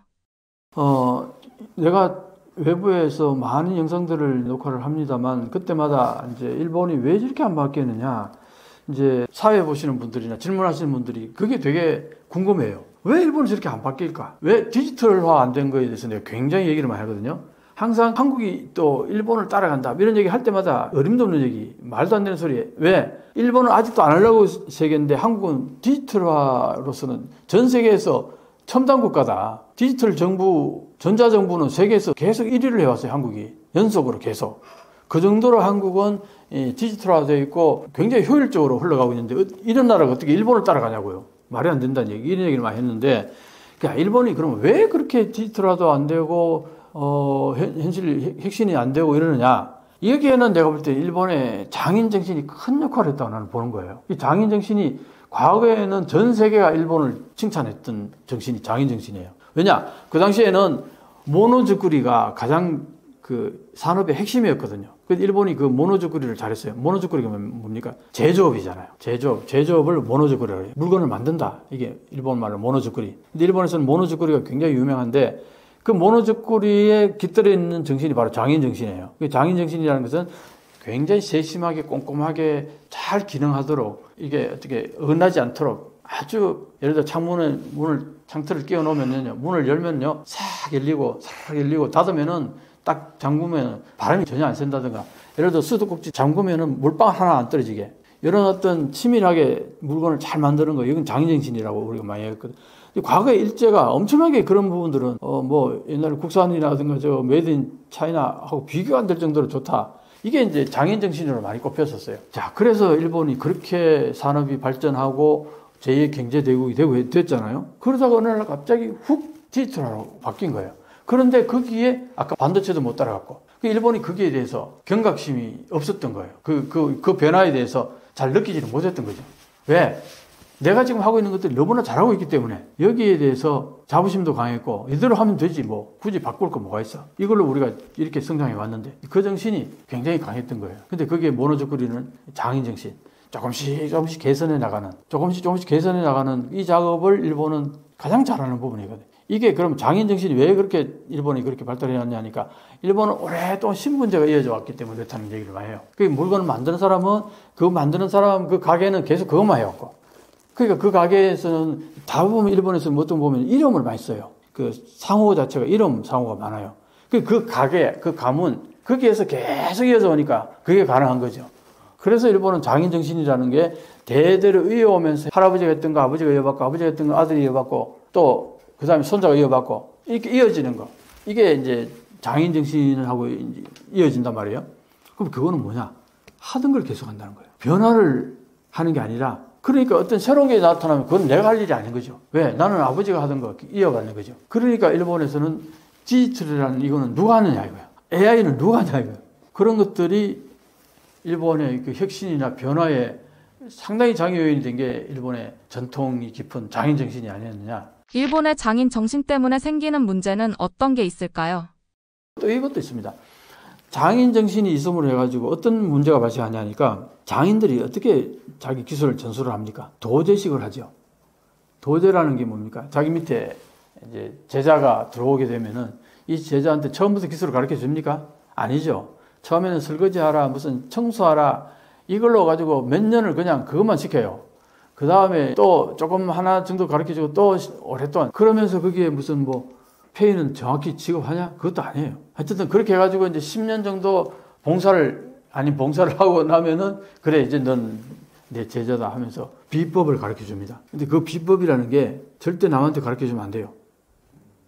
비밀리에 전수를 합니다. 그래서 일본에서는 옛날에 방송을 하다 보면은 어떤 식당이 맛있다, 뭐가 좋다 그러면 그거 어떻게 만드는 걸 그럼 절대 안 가르쳐 줘요. 요거는 영업 비밀입니다. 딱 그러고 절대 얘기를 안 해줘요. 한국에서는 꼭 그렇진 않아요. 어떤 식당이 맛있는 집에 뭐 몇 스푼 넣고 뭐 몇 스푼 넣고 다 얘기를 해줘요. 근데 일본은 그 장인 정신이라는 게 그게 그 장인의 기술, 그 깊은 기술은 절대 오픈시키지 않아요. 비밀리에 전수를 하는 거예요. 그러다 보니까 이게 어떤 식이냐. 수치화가 안 되겠죠? 수치화가 안 되니까 이 디지털화가 안 되는 거예요. 디지털화가 가려면 모든 게 수치화가 돼야 돼요. 디지털은 그렇잖아요. 수치를 집어넣어야지 거기에서 그게 다 통계가 나오고 뭐. 근데 일본은 그 미묘한 맛의 이런 것들은 손맛이라든가 그 가르쳐주는 거 개인 대 개인, 페이스 투 페이스로 가르쳐주는 거지. 이게 공개적으로 어떤 수치화돼가지고 전수되는 게 아니라는 거죠. 그러니까 이게 일본에 있어서 디지털화로 전환하는 데 있어서 가장 나는 그 장애 요인이 일본의 장인 정신이 아닌가. 나는 그렇게 보는 겁니다. 일본인들이 정치에 무관심하다는데 이유가 뭘까요? 일본은 어떻게 보면 자민당 정치라는 게 오랫동안 지속됐잖아요. 이 자민당 정치가 초기 발생 단계가 이제 자유당과 민주당이 있었고 사회당이 있었는데 이게 그 당시에 냉전이 터지면서 사회당이 힘을 키워가니까 미국이 여기에 대해 경계심을 갖고 자유당과 민주당을 합치게 해서 여기에 이제 미국의 CIA가 많이 관여했다고 그래요. 그래서 자유민주당인데 자민당은 미국하고 굉장히 밀접한 관계가 있는 거죠. 그런데 전후에 일본이 경제 대국이 돼버렸잖아요. 그러다 보니까 자민당이 완전히 이제 일본 국민들한테는 우리를 이렇게 잘 살게 해준 당일 거 아니에요. 그러다 보니까 자민당에 대한 신뢰가 어느 정도 있겠죠. 거기다가 이제 미국과의 관계가 굉장히 밀접한 당이다 보니까. 그리고 야당들이 그렇게 세지를 못했어요. 사회당이 계속 있었지만 자유당과 민주당이 합하면 1, 사회당이 0.5. 요 구도가 계속 이어졌어요. 오랫동안. 그러다 보니까 일반 국민들 입장에서는 굳이 투표하러 가지 않더라도 자민당이 계속 집권해오는 거는 쭉 이어져 왔다고요. 그러다가 이제 그게 이제 일본이 제2의 경제대국, 재팬에서 넘버원 막 이렇게 엄청나게 일본이 각광받을 때는 굳이 정치 관심 안 가져도 되잖아요. 사실은 먹고 살기 힘들 때 정치에 관심을 많이 갖습니다. 그러니까 지금 일본에 이제 조금씩 정치에 관심을 갖기 시작한 게 이번에 자민당이 완전히 죽을 쓰게 됐잖아요. 참여연 선거에서. 그게 결국은 일본 국민들이 먹고 살기 힘들어지니까 약간의 정치에 관심을 갖고 지금 현재 자민당으로서는 안 되겠다 하는 이제 의식이 생긴 거죠. 그 전까지는 어쨌든 계속 뭘 해도 자민당이 뭐 어쨌든 정권을 잡고 계속 그러다 보니까 야당을 지지하는 사람들 입장에서는 굳이 내가 선거하러 가서 내가 표를 던진다 하더라도 정권이 바뀔 가능성이 별로 안 보이니까 그냥 포기를 해버리는 거죠. 여기에 가장 큰 그게 있었고, 그리고 가장 이제 왜 일본의 사람들이 정치에 관심이 없느냐 했을 때 내가 느끼기에는 참 설명하기가 참 애매한데, 내가 느끼기에는 뭐냐면은 일본이 그동안 먹고 사는 거는 크게 지장이 없었다 이거예요. 먹고 사는 게 크게 지장 없고 크게 변동이 없고, 그러니까 뭐 꾸준히 현재 자민당이 정권 잡고 계속 가는 거에 대해서 막 그냥 큰 불만이 없었던 것이. 그러다 보니까 누가 그러면 그 투표를 열심히 해서 계속 자민당이 일단 지배를 하느냐 하면은 이게 우익 보수 정치 세력들이 무조건 자민당 지지예요. 자민당은 말했듯이 자유당과 민주당, 여기에 미국과의 굉장히 밀접한 관계가 있어요. 미국이 애초에 이 자민당의 기초를 낳았다고 볼 수도 있으니까. 그러다 보니까 현재 일본은 미국과 잘 지낼 때 큰 문제가 없거든요. 그러니까 자민당한테 맡겨놔서 뭐 그렇게 미국과 잘 지내고 하니까 굳이 정권을 바꾸자 뭐 이런 게 별로 없었어요. 그런데 최근 한 몇 년 사이에 일본에 막 급격하게 변화가 온 거죠. 가장 큰 변화는 역시 엔저입니다. 엔저가 뭐 2년 전만 해도 1달러당 105엔, 110엔 하던 엔이 지금 뭐 벌써 150 몇 엔, 4엔인가 뭐까지 왔다 갔다 하고, 가장 엔저로 갔을 때는 162엔까지 갔잖아요, 1달러당. 그렇게 되니까 일본의 상황이 엄청나게 바뀐 거예요. 일반인들 입장에서는 엔저로 인해 가지고 해외 나가는 게 두려워지는 거예요. 해외 나가서 돈을 써보니까 해외 돈이 너무 비싼 게 달러가. 그러니까 여행을 못 가고, 그 다음에 또 이제 이게 엔저가 되다 보니까 수입 물가가 높아져요. 그게 결국은 일본 국내 물가를 상승시켰단 말이에요. 정말 오랫동안 일본 물가 상승시키려고 그렇게 노력했는데도 되지 않았는데, 일본이 엔저로 가면서 수입 물가가 급등하면서 그게 이제 국내 물가 가격에 이제 증가가 돼가지고 물가가 올랐다. 근데 물가는 올랐는데 임금은 별로 안 오르니까 실질 임금이 다운되잖아요. 그러다 보니까 여기에서 이제 일반 국민들이 자민당에 대해서 원망을 갖기 시작한 거예요. 내 생활에 직접적인 피해가 딱 오니까. 그 전까지는 임금이 크게 오르지 않더라도 물가도 크게 안 오르니까 큰 변화가 없었던 거예요. 늘 받는 봉급으로 그냥 해오던 대로 생활하는데 큰 지장이 없으니까 그냥 이대로 그냥 가는 거에 대해서 큰 문제제기를 안 했는데, 한 최근 몇 년 사이에 엔저가 되면서 모든 상황이 이제 급격하게 변하게 된 거죠. 그걸로 인해서 지금까지 일본이 정치에 무관심했다. 지금 어떠냐 물으면은 지금은 좀 달라졌다. 최근에 이번 특히 참여 선거 때도 그래서 결국은 자민당이 과반 차지는커녕 공명당하고 연합했어도 과반이 안 됐단 말이에요. 이게 굉장히 참패란 말이에요. 이게 결국은 뭐냐, 일반 국민들이 정치에 관심을 갖고 야당에다가 표를 주기 시작했다. 이렇게 보면은 정치에 무관심했던 것은 어느 정도 과거 얘기고, 최근에는 일본 국민들도 정치에 관심을 갖기 시작했다. 왜? 먹고 살기 힘드니까 그렇게 된 거죠. 그러니까요. 최근에 자민당이 저렇게 엄청나게 패퇴를 하면서 아주 유동적이 됐어요, 정치가. 그러니까 이제 야당에게도 정권이 넘어갈 수도 있다는 위기의식을 이제 자민당이 하게 된 거잖아요. 그렇게 되면 어떤 현상이 벌어지느냐. 야당하고 끊임없는 커뮤니케이션을 해야 돼요. 한국은 대통령제니까 5년이 딱 정해지니까 야당하고 전혀 대화 안 하고도 그냥 마구 가잖아요. 그런데 일본은 그게 안 돼요. 내각제이기 때문에 지금 현재 예를 들어서 방금 얘기했잖아요. 이번 선거로 인해 가지고 열린여당이 자민당하고 공명당하고 그동안 열린여당이 항상 과반을 득표를 했단 말이에요. 그러니까 든든하죠. 그런데 이번에 과반이 안 됐단 말이에요. 그러니까 어떤 야당이 조금 한 당을 끌어와야지. 그렇게 해서 세 개 당이 합쳐져야 이 과반이 된단 말이에요. 과반이 돼야 정권이 안정이 될 거 아니에요. 모든 법안 같은 것들 통과시키려면 어쨌든 과반수가 돼야 되니까.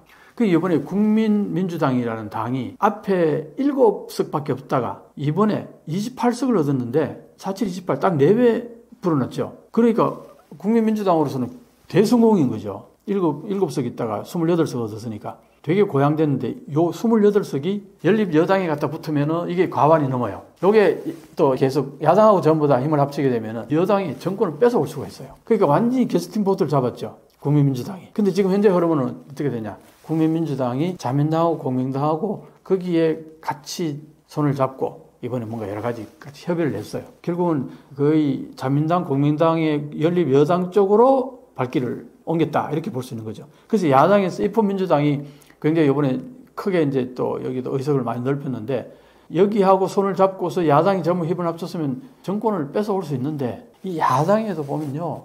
이게 갈라진 이유가 감정 싸움 뭐 그동안에 여러 가지 야당이 서로 노선 때문에 티격태격했던 이런 부분들이 많다 보니까 이게 골이 굉장히 깊어요. 그러다 보니까 야당끼리 뭉치질 못하는 거예요. 거기 야당에는 공산당도 있고 뭐 그러다 보니까 이제 결국은 국민민주당이 여당에 붙어가지고 이제 이 국민민주당이 자기들이 원하는 정책을 받아들여 주지 않으면 우리는 같이 못한다. 그러니까 강력하게 자기들이 원하는 정책을 자민당한테 이걸 실현시켜주면 우리가 같이 하겠다. 그래가지고 지금 그렇게 해서 같이 가고 있어요. 이번 뭐잖아 여러 가지 법안들을 통과시켜 예산안을 통과시키고 해야 되는데 이제 여당이 어느 정도 합의가 이루어졌어요. 그런데도 뭐가 문제냐면은 자민당하고 공민당만 열린 여당이에요. 국민민주당은 이번에 뭐 같이 법안 통과시키고 이거 같이 하기는 했지만 연립 여당까지 간 건 아니거든요. 그 여기에서 항상 발길을 멀리 갈 수도 있다는 거죠. 그렇게 되면 어떤 현상이 벌어지냐? 지금 이쪽 야당 쪽에서 똘똘 뭉쳐가지고 자민당 총리의 불신임안을 제출해버리게 되면은 순식간에 그냥 총리가 불신임될 가능성이 항상 내재되어 있는 거예요. 그러니까 어떻게? 방금 말씀하셨죠? 일본이 이제 정치에 좀 관심을 가질 것 같고 일본 정치가 좀 바뀔 것 같다고 얘기하셨죠? 바로 이것 때문인 거예요. 자민당에서 민감하게 야당의 요구에 응답하거나 협의를 하거나 뭔가 이렇게 같이 보조를 맞춰 나가지 않으면은 법안 하나도 통과시키지 못하고 아무것도 못하는 거예요. 그러니까 어떤 의미에서는 지금 현재 그동안 자민당은 사실상 야당의 의견을 거의 무시하고 아니면은 야당에 좀 좋은 정책이 있으면 자기들이 그냥 그걸 실행에 옮겨버리고 그 야당 존재를 거의 무력화시켜 왔단 말이에요. 근데 이번 참여 선거에서 자민당, 공민당, 열린여당이 과반에 한참 못 미치면서 민감하게 여론에 반응을 해야 되고 야당의 주장에 귀를 기울여서 합의도 해야 되고 그러면 어떻게 보면 정치가 이제 움직인다. 그것도 볼 수 있는 거죠. 그런 의미에서는 나는 그런 의미에서는 긍정적으로 부분도 있다고 봅니다. 일본이 잘 사는 북한으로 불린다고 하는데 왜일까요?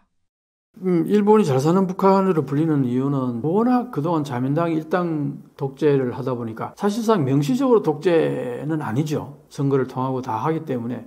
그런데 자민당이 계속 거의 지금 6, 70년 가까이를 중간에 잠깐 야당에 넘겨주고 그 외에는 전부 자민당이 계속 지배해오다 보니까 어떤 현상이 고착화되는 거예요. 이권 집단하고도 거의 고착화돼가지고 그러니까 변화가 거의 없는 거죠. 북한이 어떻습니까? 변화가 없죠. 그리고 뭐 야당의 의견은 이런 게 있을 수 있나요? 그러니까 자민당이 생각하는 쪽으로 우익 정치 세력들이 생각하는 대로 그대로 밀고 나간다. 뭐 그런 의미에서도 그렇고 그 다음에 이제 사실은 또 그런 도표가 하나 있었어요. 그 일본이 2000년부터 2022년까지 국내 투자가 여기 100일을 치면은 118밖에 안 돼요.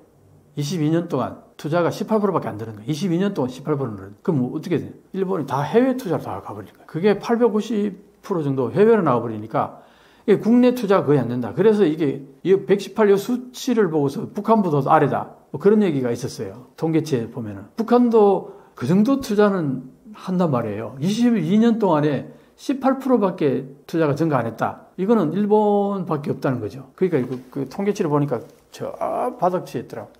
북한이 바로 위에 있고. 그래서 이게 일본은 잘 사는 북한으로 불린다. 이번 일본 선거 결과를 엄청난 이변이라 하던데 우리나라로 비유하면 어떤 느낌일까요? 이제 우리나라로 치면 이렇다고 보면 돼요. 지금 현재 자민당 이시바 총리는 아베 총리가 7년 반 정도를 아주 인기 있는 총리로서 계속 이어나갈 때 그때 항상 아베 총리를 비판하는 위치에 있었어요. 자민당 내에서 아베를 비판하는 정치가는 거의 없었다고 해도 과언이 아닌데 그 이시바가 그렇게 비판했으니까 그때 아베가요 트럼프 대통령하고 골프 치고 하면서 그때 나눴던 얘기가 뭐냐니까 이시바 시계로 저 사람은 절대 총리가 돼서는 안 된다 그런 얘기까지 했다는 거예요. 그만큼 아베하고 이시바하고는 사이가 안 좋았죠. 그런데 그 당시에 자민당은 거의 아베의 의도대로 다 흘러가고 있었단 말이에요. 자, 이렇게 보면은 지금 현재 조금 약간 어거지로 비교한다 그러면은 한국의 지금 국민의힘 당의 유승민 전 의원이 지금 굉장히 비판적으로 윤석열 대통령도 비판하고 그렇게 하잖아요. 그러다가 이분이 정권을 잡았다. 생각 한번 해보세요. 그거하고 거의 맞먹는 얘기예요. 그러니까 자민당 내에서 이시바 시계로는 거의 외톨이나 마찬가지였다고요. 지금 유승민 의원이 국민의힘 내에서는 외톨이에 가깝잖아요. 뭐 그렇다고 해서 완전히 외톨이는 아니겠지만 어느 정도 공감하는 의원들도 좀 있긴 있지만 실질적으로 영향력이라는 거 거의 발휘를 아직은 못하고 있잖아요. 그런 의미에서는 이시바 시계로하고 유승민 전 의원하고 좀 같은 소속 당에 있어서의 위치가 맥락이 좀 비슷합니다. 그런 부분에서 이시바 시게루가 총리가 됐으니, 자, 유승민 씨가 갑자기 대통령이 됐다고 생각해보세요. 국민의힘에서. 우리나라는 대통령제가 되면 뭐 대통령 앞에 막 완전히 막 납작 엎드리니까 대통령제하고 내각제하고 다른 점이 그거예요.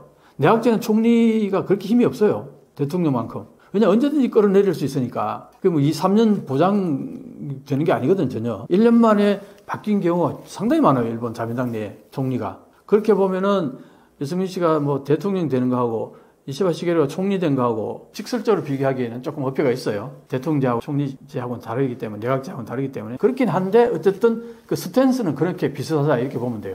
그러다 보니까 이시바 시게루가 자민당 내에서 지지도가 높겠어요, 낮겠어요? 항상 불안한 거죠. 그래서 이제 이시바 시게루는 어떻게 보면은 지금 뭐 과반 확보도 안 된 상태니까 거의 붕붕 떠다니는 총리라고 보면 돼요. 언제든지 그냥 야당에서 한마디로 불신임만 내버리면은 그냥 바로 총리에서 내려와야 될 그런 상황인데, 근데 야당의 입장에서도 그래요. 총리가 내려오면 총리는 또 어떤 게 있냐면 해산권이 있어요. 해산하면 어떻게 됩니까? 자기 지금 국회의원이었던 게 물거품으로 돌아가는 거잖아요. 그러니까 야당 입장에서도 함부로 불신임안을 내고 싶진 않겠죠.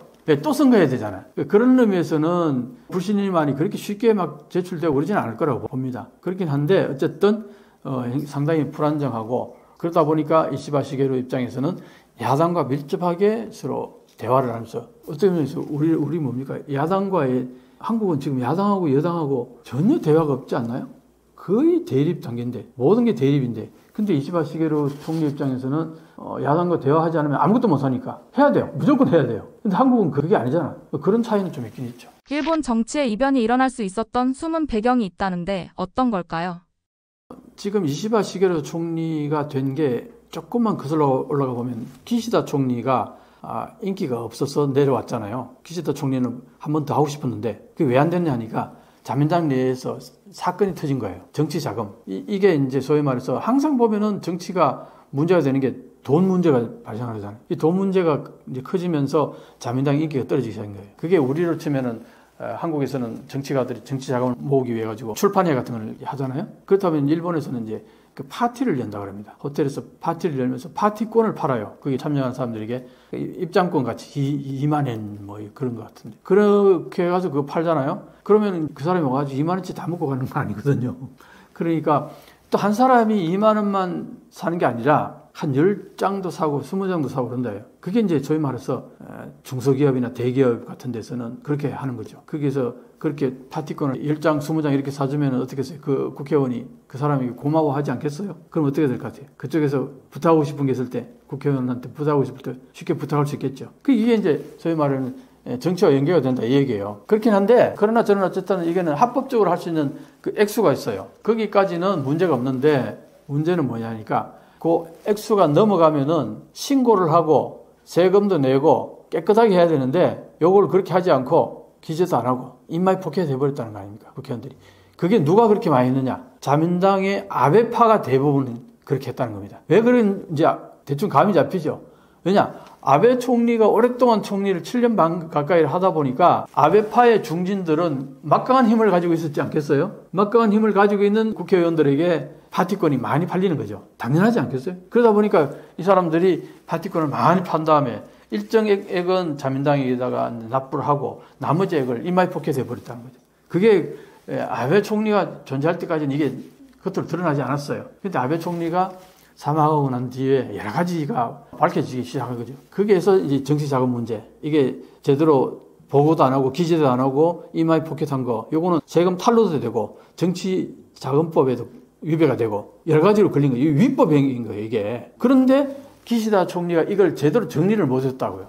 그러다 보니까 일반 국민들 입장에서는 엔저로 인해서 생활이 고통스럽고 막 그 가난해지는 듯한 느낌이 들고 안 그렇겠어요? 전 세계에서 관광객들이 막 엄청나게 몰려오는데 나는 해외 여행도 못 가요. 그런 상황이다 보니까 옛날에 거꾸로 자기들이 그렇게 전 세계를 휘젓고 다니면서 여행 다니다가 지금은 여행을 쉽게 못 나가잖아요. 엔저 때문에. 그래서 생활이 상당히 궁핍해지고 그러는 상황인데 이 정치가들은 완전히 진짜 파티 열고 거기서 돈을 뭐 몇천만 원씩 넘기면 몇천만 원이면 우리 돈을 억 단위가 넘어가는 거 아니에요. 그게 무슨 노동을 해서 번 돈입니까? 그 완전히 그러니까 이게 그걸 깨끗이 안 했다. 그걸 아는 순간 일반 국민들이 완전히 돌아서기 시작한 거예요. 자민당에. 그러니까 기시다 총리가 한 번 더 하려다가 이대로 가다가는 자기가 계속 가다가는 이 자민당이 정권이 넘어가겠다. 총리가 바뀌는 정도가 아니라 야당으로 정권이 넘어가겠다 싶어서 기시다가 나는 더 이상 안 하겠다 하고 새롭게 자민당 총재를 선출해가지고 새롭게 총재 선출하게 되면 약간 또 지지도가 올라가요. 대체로.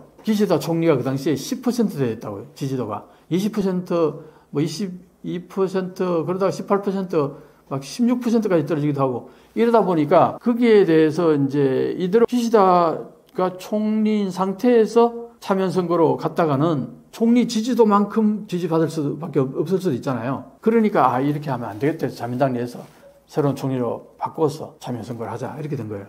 그래서 9명이나 출연한 거예요. 그게 왜 그러냐니까 과정을 거치면서 정치 자금 과정을 거치면서 파벌을 없애자 하고 이제 기시다 총리가 그걸 이제 기치를 내걸면서 파벌을 없애버렸다고요. 그러다 보니까 파벌이 있을 때는 그 파벌 내에서 총재 후보를 한 사람씩 내거나 아니면 다른 파벌하고 협의해가지고 이번에는 우리 후보를 내주고 다음에 당신 후보를 밀어줄 테니까 이번에 우리 후보 밀어줘. 이렇게 이제 그런 얘기들이 오가서 보통 후보들이 한 4-5명 정도 나오는데 이번에는 9명이 나왔어요. 그러니까 한 파벌에서 2명도 나올 수도 있는 거 아니에요. 이러다 보니까 이게 이제 어떻게 될지 굉장히 흐려진 거예요. 그러던 상황 속에서 이제 일본에서 그 고이즈미 신지로라는 젊은 정치가가 앞에 아버지가 고이즈미 이치로였잖아요. 그래서 이제 이 사람이 일본은 세석 의원들이 꽉 잡고 있는 정치 풍토다 보니까 고이즈미 신지로가 아버지가 총리했으니까 이 사람 언젠가는 또 총리할 가능성이 있다고 대부분 그렇게 인식을 해요. 참 특이하죠.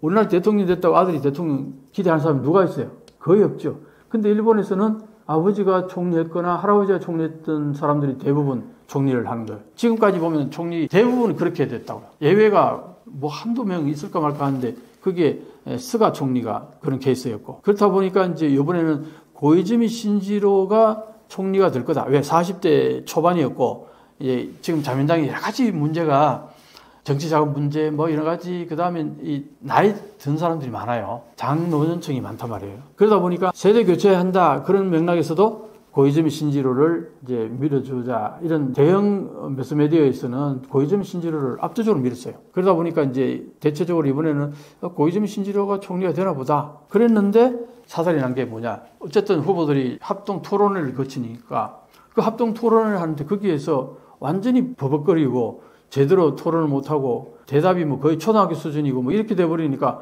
일반 국민들 입장에서도 고이즈미 신지로는 저건 총리 시켰다 나를 말아먹겠다 큰일 나겠다 아직 전혀 준비가 안 됐다 이렇게 된 거예요. 그러니까 갑자기 떨어져 버리니까 누가 남았느냐 이시바 시게루하고 다카이치 사나이 이 두 사람이 나와요. 다카이치 사나이는 아베파가 적극적으로 미는 사람이었어요. 그 자민당에서 아베파가 굉장히 아직도 여전히 숫자적으로 많으니까 그리고 보수 우익들이 아베를 지지했잖아요. 그걸 이어받아가지고 이 다카이치 사나이는 보수 우익들의 적극적인 지지를 받았어요. 그런데 이제 이시바 시게루는 그전에도 계속 여론을 보면은 차기 후보감으로 1위를 항상 해왔어요. 자민당에서는 인기 없었지만 여론에서는 꽤 그래도 지지를 받았단 말이에요. 그런데 이번에는 자민당 내에서 고이즈미 신지로가 될 줄 알았는데 고이즈미 신지로 그렇게 돼버리니까 이제 두 사람이 남은 거예요. 이시바 시게루하고 다카이치 사나이하고. 근데 그러면 이시바 시게루하고 다카이치 사나이하고 누구를 선택해야 되느냐? 여기에서 다카이치 사나이는 아베 총리를 이어받아서 아주 우익적인 발언을 한다는 거죠. 이 사람이 총리가 됐을 경우에는 야스군 진자를 매년 반드시 참배하겠다. 이것이 가장 컸고 이렇게 되면 뭐 한국과 중국을 적으로 돌리고 이 문제는 한국, 중국을 적으로 돌리는 것에서 멈추지 않고 미일 관계가 완전히 어긋날 가능성이 많다는 거예요. 왜냐하면 미국에서도 일본 총리가 야스군 진자 참배하는 것에 대해서는 그건 못 받아들이는 거거든요. 그건 왜냐? 동경재판에서 A급 전범을 판결을 내린 게 미국이잖아요. 그 미국이 A급 전범으로 판결을 내렸는데 그 A급 전범을 합사해놓은 데가 야스군 진자니까 미국 입장에서는 그 용납이 안 되는 거죠. 그래서 중국이 반대하는 거는 뭐 완전히 무시하고 한국은 아예 옆에 얘기해봤자 마이동풍이었고 그런데 결정적인 거는 미국에 반대하는 거. 그 미국이 반대를 무릅쓰고 야스군 진자 계속한다. 그럼 미일 관계가 완전히 틀어지면은 일본이 어떻게 되냐? 여기에 대해서 자민당 내에서 국회의원들이 위기의식을 느낀 거예요. 그래서 2차 투표에 들어가서 결선 투표에 들어가가지고 다카이치 사나이를 찍으면은 총리가 되면은 미일 관계가 어긋날 수도 있겠다. 이게 하나 가장 컸고, 또 하나는 이제 야당의 입헌민주당이 가장 큰 정당인데 이번에 148석인가까지. 근데 이 사람이 노다 요시히코 이 사람이 대표인데 민주당 정권 때 그때 총리까지 했던 사람이잖아요. 그러다 보니 이 사람은 이제 경험도 있고 총리 경험도 있고 하니까 야당 대표로서 강력한 이제 하나의 견제 세력이 생겼는데, 만약에 다카이치 사나이가 일본의 총재가 되고 총리가 됐을 경우에 참여연 선거할 때 서로 토론을 할 거 아니에요. 그러면은 다카이치 사나이는 보수 우익들의 지지는 받을지 몰라도 중도 보수파의 지지는 오히려 이 야당의 대표 노다 총리 전 총리한테로 표가 몰려갈 가능성이 많다, 이렇게 본 거예요. 왜? 노다 대표도 상당히 보수적이에요. 그러다 보니까 합리적인 보수들, 그 다음에 진보 이 세력들 전부, 그러니까 적극적으로 우익들 이쪽만, 이 우익 보수들만 다카이치 사나이 지지하고 나머지는 전부 야당으로 쏠려버릴 가능성이 많다. 다카이치 사나이가 총리가 됐을 경우. 이 두 가지가 결정적으로 이 다카이치 사나이를 밀어서는 안 되겠다 하고 여기도 제껴버린 거예요. 그 남은 사람이 누굽니까? 이시바 시게루죠. 이게 상황이, 흐름이 이렇게 되다 보니까 일본 입장에서는 적극적으로 이번에 이시바 시게루를 총리로 추대한 게 아니고 안 되는 사람 제외하다 보니까 남은 게 이시바 시게루였어요. 자, 이게 이제 여러 가지 문제를 일으킵니다. 이시바 시게루 입장에서는 아무런 지지 기반이 없는 상태에서 총리가 됐잖아요. 그러다 보니까 총리 되기 직전에 몇 시간 인터뷰를 있어요. 1차 투표 끝나고 2차 투표 가기. 그때에 어떤 얘기들이 오갔나 하니까 많은 정치 세력들이 이시바 시게루에게 제안을 합니다. 당신에게 표를 줄 테니까 이 정책은 실행시켜줬으면 좋겠다. 이 정책은 이렇게 우리가 요구하는 대로 해줬으면 좋겠다. 이런 것들이 많았던 거예요. 그러다 보니까 총리가 되고 나서 딱 처음부터 하는 게 여러 가지 얘기들이, 이시바 시게루는 사실은 아베 총리의 그 2차원 금융 완화 정책을 굉장히 비판 많이 했어요. 그러니까 그게 이제 마이너스 금리까지 막 금리를 올리지 않고 그 0% 금리 하는 이런 거에 대해 굉장히 비판을 많이 해왔어요. 그런데 총리가 딱 되자마자 자기가 총리가 딱 되니까 이걸로 인해서 여러 가지 문제가 발생해 버렸어요. 그러니까 자기 말, 지금까지 해왔던 말을 뒤집으면서 딴소리 한 게, 그런 게 한두 가지가 아닌 거예요. 그러다 보니까 그게 왜 그러냐 하니까 아까 얘기했듯이 선거 과정 중에서 표를 받는 조건으로 그 사람들의 요구를 들어줘야 되는 그것 때문에 그렇게 됐다, 이런 거예요. 그러니까 사람이 지지 기반이 없다 보니까 총리는 됐는데 평소에 자기가 얘기해오던 그 정책이라든가 소신이라든가 이런 것들하고 배치되는 얘기들을 계속 해버린 거예요, 여러 가지로. 그러다 보니까 지지도가 팍팍팍 떨어지고, 신뢰를, 저 사람을 믿어도 되겠냐? 여론에서도 이제 지지도가 떨어지기 시작한 거죠. 그러다 보니까 참여연 선거에 때도 여러 가지 이제 결국은 자민당이 많이 패퇴를 하게 되고 이런 문제가 발생했는데, 그러다 보니까 앞으로 이시바 시게루의 이 리더십이 상당히 불안정하다. 이제 여기까지 온 거죠. 그렇게 보면은 일본 정치가 지금 현재 굉장히 유동적이잖아요. 그런데 지금 미국에서는 트럼프라는 강력한 대통령이 이제 탄생했단 말이에요. 그러다 보니까 일본에서는 굉장히 긴장을 해요. 과연 이시바 시게루가 트럼프 대통령을 잘 대응해서 일본의 국익을 잘 지킬 수 있을까? 여기에 대해서 상당히 불안해한다는 거죠. 여러분 안녕하십니까? 떠먹여주는 TV에 처음으로 출연하게 된 이명찬입니다. 저는 한일역전 TV도 운영하지만 한일역전이란 저서를 가지고서 한 몇 년 동안 이 부분에 대해서 많은 채널에서 이제 일본의 상황에 대해서 얘기를 많이 하고 있습니다. 오늘 처음 만나 뵙습니다. 반갑습니다.